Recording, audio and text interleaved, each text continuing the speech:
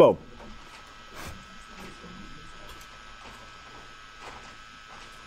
Hello and welcome back to Calculus 1, section 4.2, first and second derivative tests. We are going to look at the method where we can find out the intervals on which the function is increasing, decreasing. We'll talk about concavity, and we will also use all of these things to find out which critical point is min, which is the max, and which one is inflection point. So everything in one section. It's a fairly long section, but the good thing is that the procedure for first and second derivative tests is identical. It's just the conclusions of those are different, and obviously they are done off of the different derivative. So let's start first with understanding the concept of increasing and decreasing and how they relate to minimum and maximum. So the first part we're going to talk about is again, recycle the y equals x squared. We are going to draw the parabola that we know, and we are going to immediately state that this parabola has this part here, which is the decreasing part, and it has this part here, which is the increasing part. So we have a decrease and increase. The decrease means that as you are moving from left to right, the function is falling. Increase means as you're moving from left to right, the function is rising. Now, we are able to detect this without a graph if we use what we call the first derivative test. It's a procedure. We are not going to learn new formulas and calculation techniques or anything like that. This is a procedure that takes a lot of stuff that you know from before and just gives us a procedure to figure out the intervals. Now, before I do any of that stuff, I just need to make sure that you understand that the interval is on the x-axis, and it's x1, x2, can be open, can be closed. We will be working on open intervals. So open interval, we say A to B, where this is the x1 and this is the x2. So both values inside are x values. So if I am going to state the interval of increase and decrease here, just looking at the picture, I hope it's common sense that the decrease is happening from negative infinity to 0, and the increase is happening from 0 to positive infinity. Because you are reading these things on the x-axis. X-axis goes from negative infinity to positive infinity, and we see that at 0, which is our minimum, the decrease switches into increase. And that's what the critical points are going to do. They're going to change from increase to decrease. But we'll see that as we do the test. So we understand the need. Where would you need this? Well, let's say you have a stock, right? And you're looking at the stock. Decrease means losing money. Increase means gaining money, right? So you don't want to ride a trend of losing money for a long period of time. So let's take a look at what we call the first derivative test.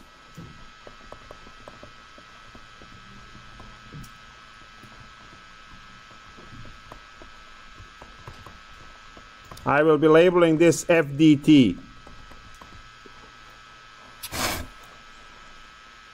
Yes, two statements. Number one, if f prime of, I don't know if they use C or A, whatever, let's prime of C is less than 0 on interval A to B, then f of x is decreasing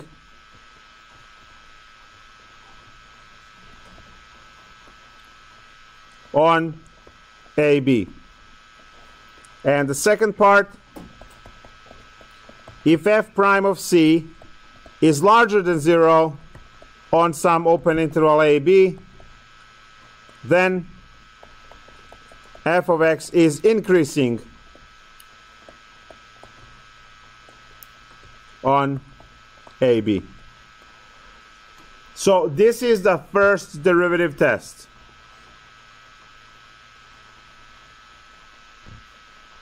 This is the first derivative test. And what we do here is we're going to find the critical points, critical numbers, and vertical asymptotes are going to partition our domain. We're going to pick these test points C and test them in a first derivative. So I want to do this procedure on a familiar function first. So f of x is equal to x squared. The first derivative is 2x. When I set that equal to 0, I get x equal to 0. So that's my critical point. And I'll say no VA, no vertical asymptotes. What this does is it partitions my domain from negative infinity to positive infinity into two regions. And now I will go into those regions and pick test points.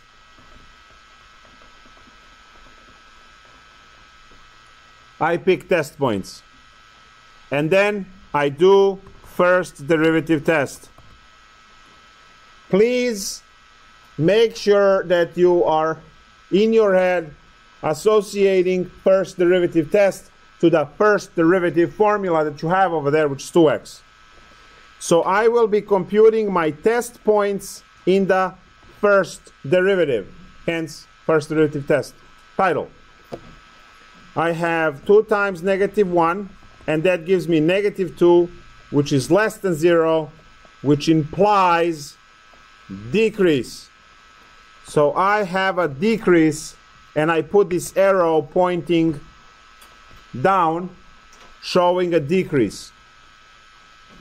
I have another test point. You have to test all of the test points.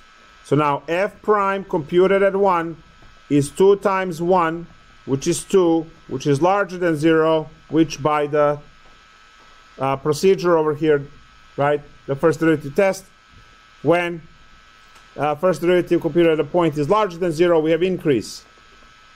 So there's the increase right there. Now is the time for me to write at the answer.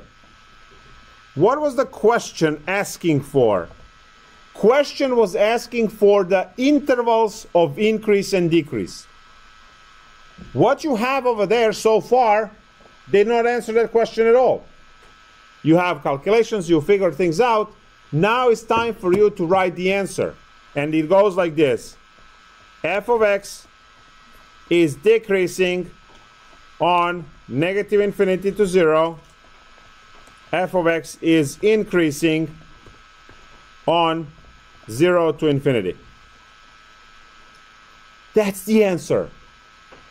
This is what you have to show and present as the final answer to the question. Because the question is, list the intervals over which the function is increasing and decreasing, or decreasing. What do we get for free from this calculation? So we had to work throughout the whole thing to come up with the answer. There is one thing that we get for free. Well, critical point, we had to do that because critical point partitions over here. So we have to do. That was not free, we had to do that. What do we get for free? We are not looking for it, but we got it. Absolute minimum. Absolute minimum, yes. We know that the critical point over here is a minimum because goes down, goes up. And that one we get free. So what we get for free from this calculation is classification of all critical points as min or a max. That's what we get for free. So we will be working hard to go through the derivative, through solving the derivative in the equation, figuring out all critical points, also figuring out whether we have vertical asymptotes or not. Then we will draw the diagram, partition with all of the critical points and all of the vertical asymptotes. Pick test values. Check each test value here. You can have 4 or 5 of these. You will test each one of them, and they will come up with less than or larger than 0, which by the theorem up there is either increasing or decreasing on that region. So the procedure now is just cut and paste. Procedure is the same for all of the problems, except, right, we're not going to have a nice x squared. We're going to put in some ln's and trig and, you know, all of the other nice things that we can do. So let's take a look at another function here. How about f of x equals 1 over x? Great. Again, find intervals of, so find intervals of increase, decrease, right? So what do I do? Well, immediately we find the derivative, and that's negative 1 over x squared. Set that equal to 0. When you cross multiply, you get negative 1 equals to 0, which we know it can't be, so you cross the equal sign, which means no solution. If it's no solution for the equation, that means no critical points, which means no min-max. You see how many things at once? So we compute all of these things at once from the single calculation, right? And we know that this particular function does not have min or max. So do I get to partition? Yeah, because we have vertical asymptote at x equals 0. So we still get to partition the problem. All right, so we partition now again at 0. And we have our domain from negative infinity to positive infinity. I am going to pick my test points at negative 1 and positive 1. And now I get to do my first derivative test. So first derivative test at negative 1, we are using test points to do the test in the first derivative, hence the title. We have negative 1 divided by negative 1 squared, which is negative 1 divided by positive 1, which is negative 1, which is 0, which means a decrease.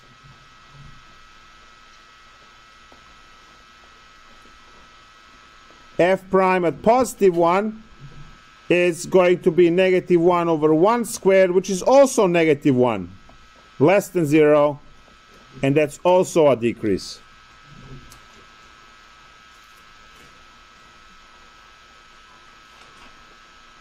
So now we have everything we need to write the answer. 1 over x is decreasing on negative infinity to 0, union 0 to positive infinity. It's decreasing on its entire domain. And that's the end of it. Once you write this, problem is solved. You have the you have the intervals of increase and decrease. Those of you who know the shape of the function, you see that it's decreasing. You get to walk down the line, and you get to walk down the line. So, as you're moving from left to right, it's always decreasing. So it all makes sense.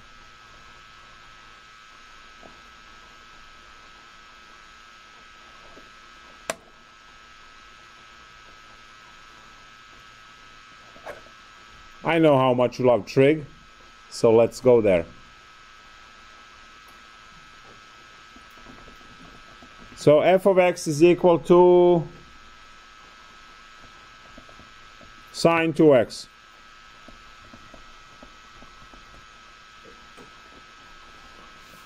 And we want chop the domain, right? It's not going to be on a closed domain, so domain is by default negative infinity to positive infinity because I didn't write 0 to 2 pi. Let's go. The first derivative of this, derivative of sine is cosine, so 2 cosine 2x. This 2 jumps in front because of the chain rule. We set this equal to 0, and then we solve the equation. Well, 2 equal to 0 is not going to give us anything, but cosine 2x equals 0 is going to give us something. So we can use the substitution, theta equals 2x, if that makes you happy from your previous course. And now you will have to deal with the cosine of theta equal to 0. Now the fastest way to deal with that obviously is to remember the graph and remember that the cosine is 0 at theta equals pi over 2 and theta equals to 3 pi over 2. Right? This is over here 2 pi, and this over here is pi, and this over here is 0.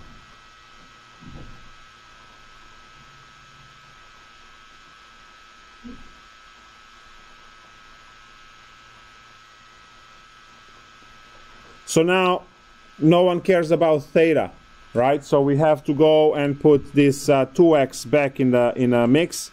So this is 2x equals to pi over 2, and 2x equals to 3 pi over 2.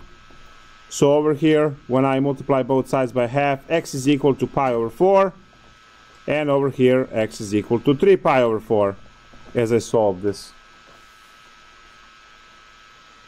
So what I found are two critical points, right? Pi over 4 and 3 pi over 4. And now I need to find all of them. But before I go and find all of them, let me just deal with the ones I have first.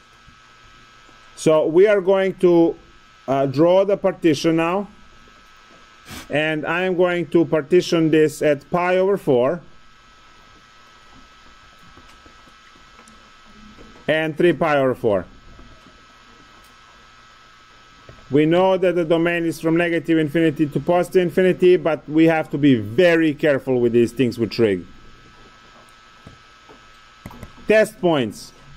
Well, the easy one is definitely pi over 2. So that's a good, easy point in between. And then hopefully over here you will be using 0, and on the other side pi. Because you can count 0, 1, 2, 3, 4. This is 4 over 4. If you have a common denominator of 4, make a common denominator of 4 here, it becomes 2 over 4. 2 pi over 4. So 0, 1, 2, 3, 4. 4 pi over 4 is 1. 5. So that's good. Now I have 3. I have 3 test regions. There are actually infinitely many because I didn't chop the problem off, but let's just talk about the 3 regions now. and I am doing the first derivative test. So f prime computed at 0. Well, f prime is 2 cosine, and then this will be 2 times 0. Cosine of 0 is 1, so this is 2 larger than 0 increase. So right there is increase. First derivative computed at pi over 2. That's 2 cosine of 2 times pi over 2, which is a cosine of pi. That's negative 1, so this is negative 2. Decrease. And the last one is the first derivative computed at pi. That's 2 cosine of 2 pi. Cosine of 2 pi is 1 times 2 is 2, so larger than 0, so it goes up again. So this is the full analysis, but the problem is that this is the analysis only in the first isolation. These functions go forever, and I can generalize these answers to find the actual intervals. What do I have? I have pi over 4, 3 pi over 4, so negative pi over 4 would be another partition.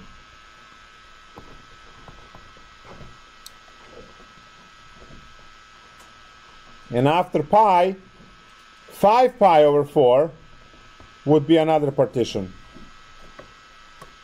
Every partition is going to happen on all odd integers of pi over 4, negative or positive. That's just the nature of this particular problem. So, what do I write as the answer?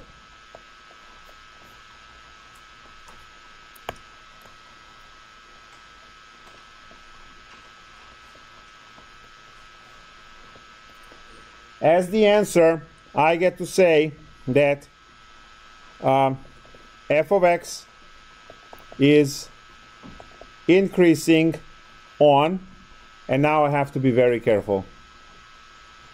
It's going to be increasing on 3 pi over 4 plus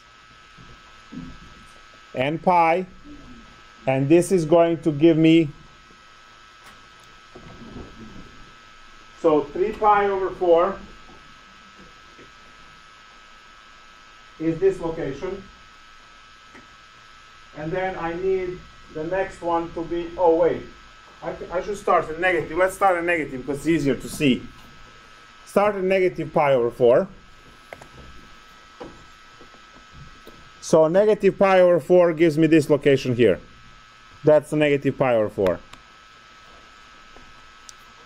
Actually, let me write the first intervals first. So negative pi over 4 to 3 pi over 4. And f of x is decreasing, oh, sorry, union, forgot that. Oh, no, man, I can't even read the graph. Negative pi over 4 to pi over 4, there we go. That's the first arrow. So this is the region over here that it's increasing. So it goes from negative pi over 4 to positive pi over 4. There we go. Now, union, 3 pi over 4 to 5 pi over 4. So that's that part. It's decreasing on pi over 4 to 3 pi over 4. Great. Union, obviously, there will be infinitely many. But this is what we see so far. So now, how do we do this in general? So generally, what do we have? We have increase on, and now I need to make sure that this over here is being repeated into the positive and negative infinity. So we start with negative pi over 4, and we think, where's the next one? Is it 3 pi over 4? So plus n pi over 2. Because that gives me the jump from here to here. Oh, I don't need n pi, it's just n pi.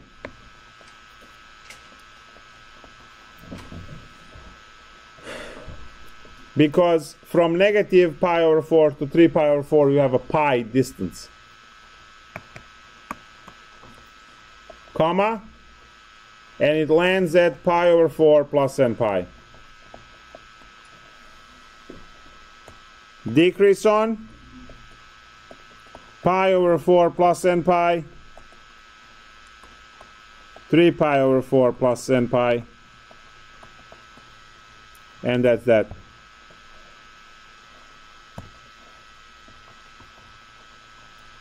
So this is what happens with trig if they don't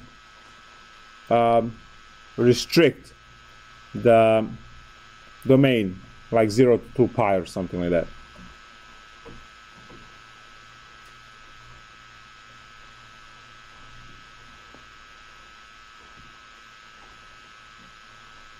Yay for trig problem, right? No?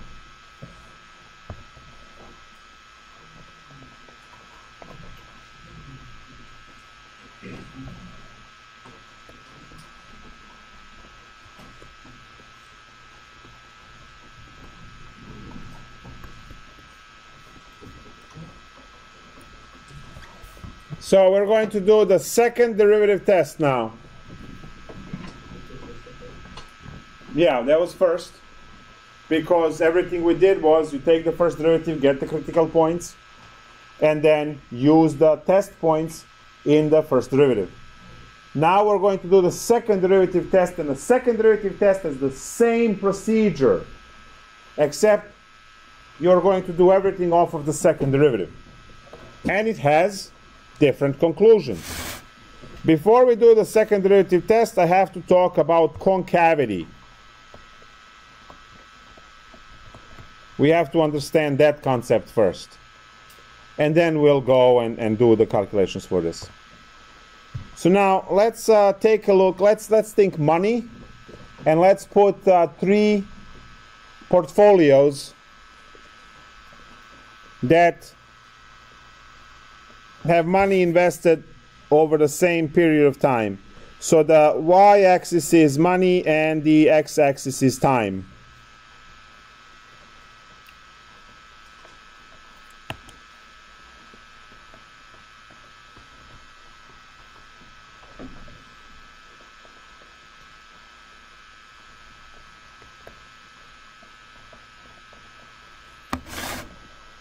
So what do? The first one, so let's say they all start with the same $10,000 investment. And now, these are the cases.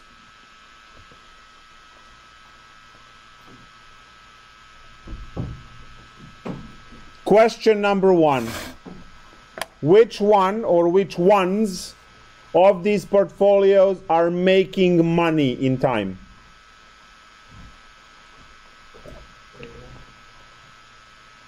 Third one, okay. What else? Which portfolio is making money? Or which portfolios are making money? 1 and 3.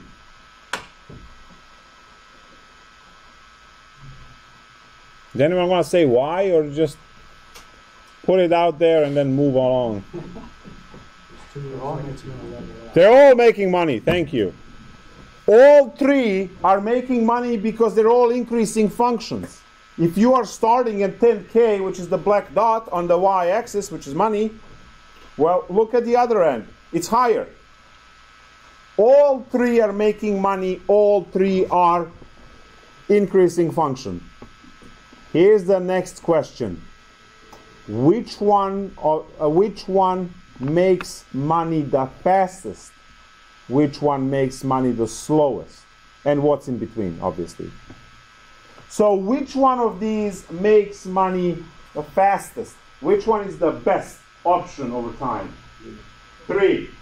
Which one is the worst? 2. And the in-between one is the flat one, linear one. So, we're going from the worst to the best. Now, why is this one the best? The trend over here is exponential. So this one is going to keep making money, and it's going to keep making money on the increasing rate. This one over here is either logarithmic or square root, and that's sluggish. All right? So when you compare these two, for the time being, all three of these are, and they will all forever make money. But this one over here is what we say, this is increasing function. It's concave up. That's concave down. And this is zero concavity, which is in between. And you see that it actually fits that way. So who makes money? All make money. Which one is the best? Third one, because it makes money fastest. So this over here, this concept here is concave up. This one over here is concave down. And this one over here has no concavity.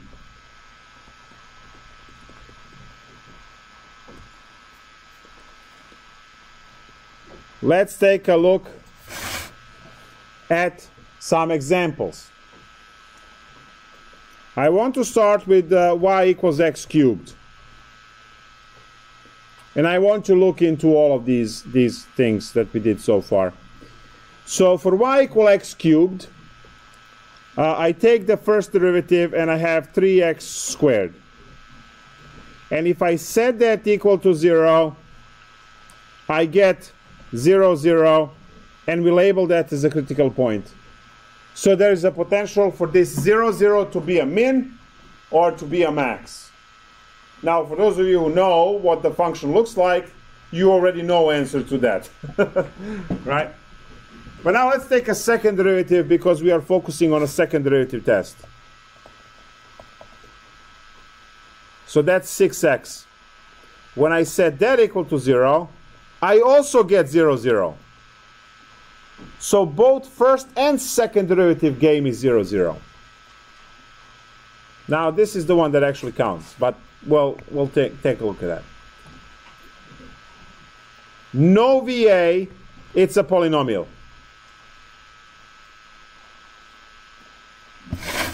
I do the partition at 0 from negative infinity to positive infinity and pick two test points, -1 and 1, because I can. If you like pain, just go ahead and pick pi to the e squared. It's fine. You can compute with that as well. So we are going to pick two test points, one from the left and one from the right of our critical number 0. And then we are going to test these. And it just occurred to me that I never gave you the rules for this. So I have to write the rules. But let me go and say, calculate -1 in the second derivative. So that's 6 times -1, which is -6 less than 0, concave down. Second derivative computed at 1 is 6 times 1 is 6, which is larger than 0, concave up. And now to write the answer.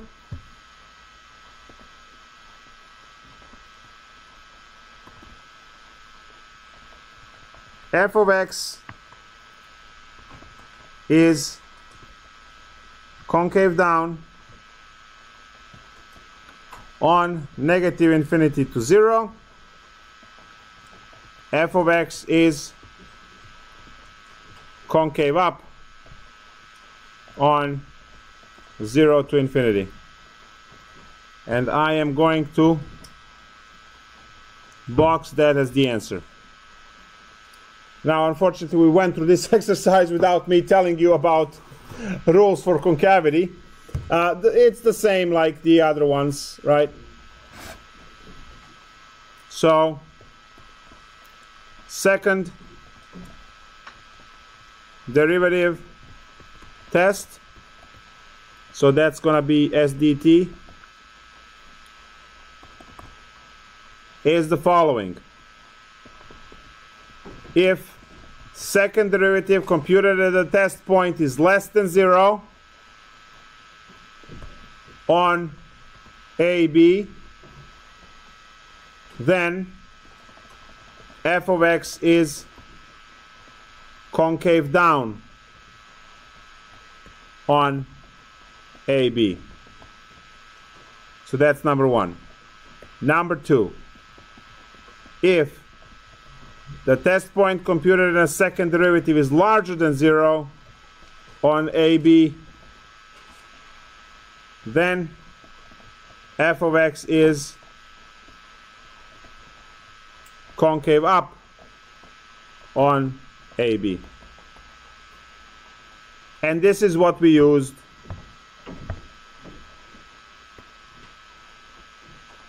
to solve the problem above. This is what we used to solve the problem above. As you can see, the first guy over here came out to be negative. If it's a negative, it's concave down. And that's exactly what I have. Concave down, because this was negative over here.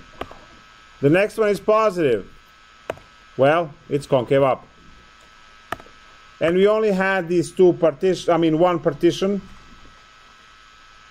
Two partitions, right? Because we only had one critical point, or one, what we call inflection point. By the way, when you do this, this is called an inflection point over here. So when you set second derivative equal to 0, you are looking for inflection points. Inflection point is the change in concavity. That's where the change of concavity occurs. So let me graph the x cubed so we can understand this concavity business better.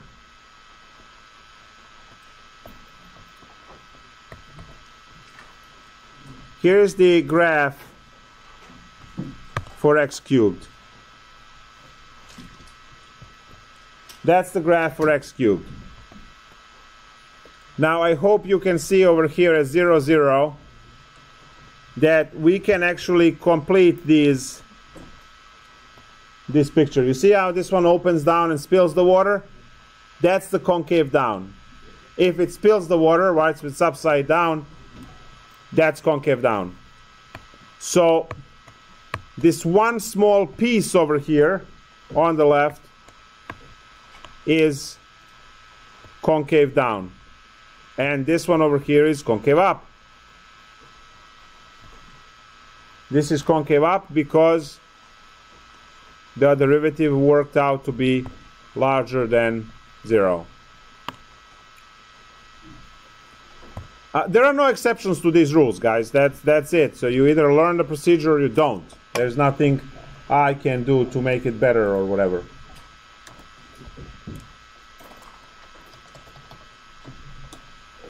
So I want to find a problem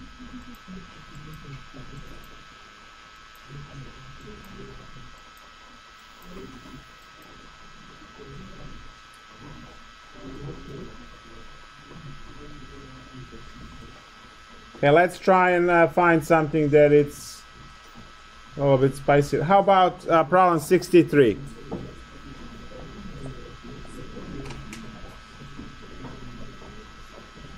So in problem 63, we have a function g of t is equal to ln of 3t squared plus 1. That's the problem. Now they're only asking for intervals for concavity, right? Intervals for concavity. So there's no reason to waste any time with computing y values for critical points and figuring out anything for the first derivative test, because we don't need any of that stuff. We do need a first derivative because that's the way to get to second derivative. But once we are at the second derivative, that's where we solve the equation. That's where we do all of the stuff that we know. So g prime of t is going to be, we know the ln derivatives, put the denominator and copy as is, and put its derivative on top. That's going to be 6t. Now we have the second derivative, and you can go and suffer with the chain rule if you love it so much. I'm just going to use the logarithmic differentiation because it's infinitely better than the quotient rule. So for implicit differentiation, we copy the problem as is, and then in the parenthesis we just find the derivative. So the derivative of ln of t, right, is going to be 6 over t, and then minus the derivative of this is 3t. No, I need to copy it.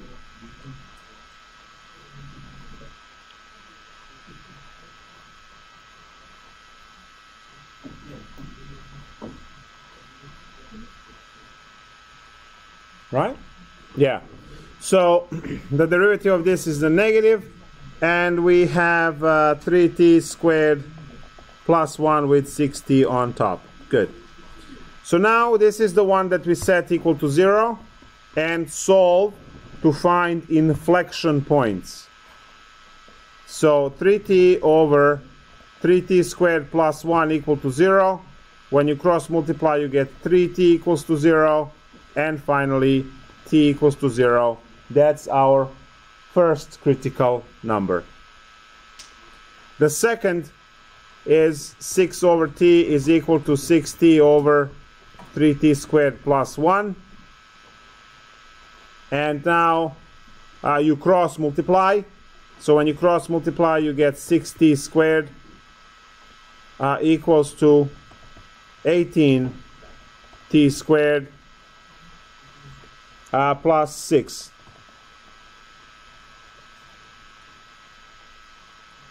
So now you solve this. You can move 18t and get negative 12t squared is equal to 6. And as you can see, I am not getting a real answer from this calculation, because I have that the t squared is equal to negative 1 over 2. We can't take a square root of a negative number unless I made any mistakes anywhere. Let me see. So off of this one, right, we have 6t, so let's copy this one. The derivative of ln of t is just 1 over t, and derivative of 3t squared is 3t plus 6. Okay, good. So t equals 0 is producing the answer. If you don't trust me, this is going to be 0, 0. And now we need to do partitioning. Now,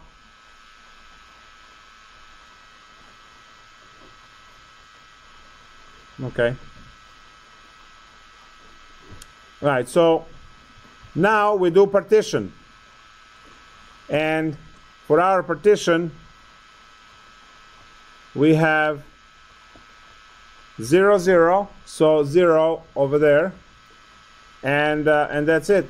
So we have two partitions now to worry about, and I'm going to again pick the test points that are easy because we're lazy, right?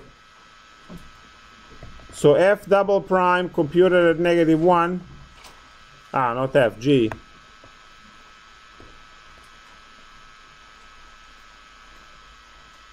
We need to plug in negative 1, so that's negative 6 over 4.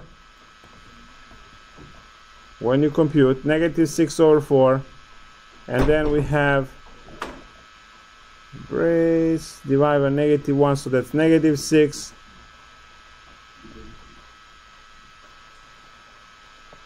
So negative 6, and then Negative 1 over there is going to be a plus 6 over, and when you plug in negative 1, you get 3 plus 1 is 4. So the second derivative test on G, as I distribute this, is 36 over 4 plus 6 over 4. Now you understand why I didn't cancel. I could have 6 and a 4. And G double prime of negative 1 is equal to, when you add these, you get 42 over 4. Now that's larger than 0, which means concave up.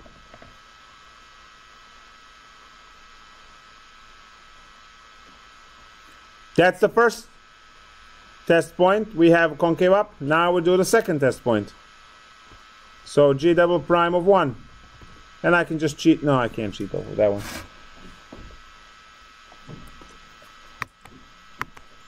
So we have 6 over 4. And then open parenthesis.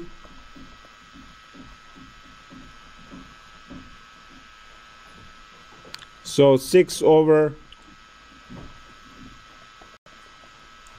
4. Where's the formula? 3t squared plus 1.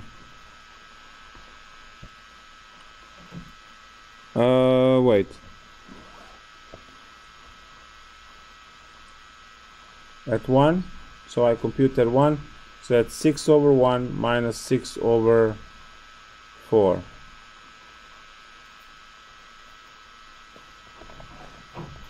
Wait.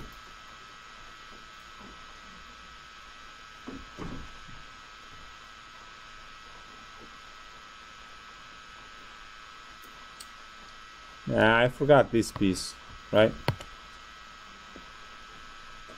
Oh no, 6/4, it's right there. Yeah, 6/4. And then I have 6 over 4 minus 6 over 4. I don't like that. I'm sorry? Which one? This one? Yeah. You have 6t. Oh, you...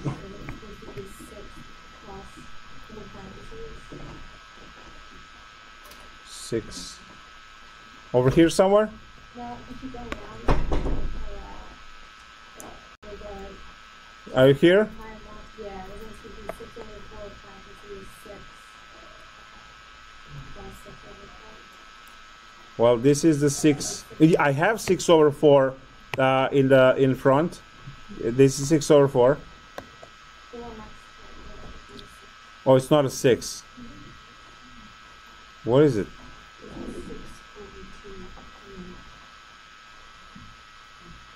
It's 6 over t, but I know that that t that we are using now is negative 1, right?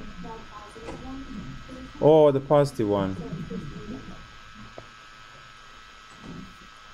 So it's supposed to be 1 over 6, right?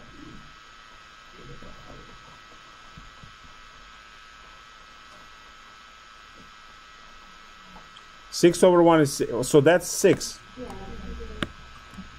That's what I said. And then minus 6 over 4, right? Yes! Good thing I'm not taking tests on this stuff. Yeah, I have no clue how you do it. Comforting? Good. So now, so we have a 6 over 4 and the common denominator over 4. That's a 20. 24 minus 6 with a common denominator. So it's 6 over 4. That's 18 over 4. 18 over 4 is 9/2. So this is something. So 54 over 8. Larger than 0, also concave up. Now we have to write the answer. How many of you checked out already?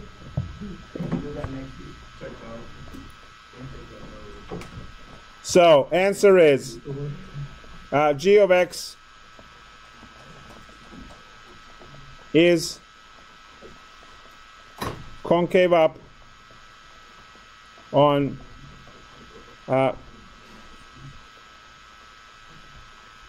negative infinity to 0, union 0 to infinity. There we go. Yes, done. So we'll do more of these examples next class. Do the next section and then have the review. When are the quizzes starting? Tomorrow. Wow. All right. See you all.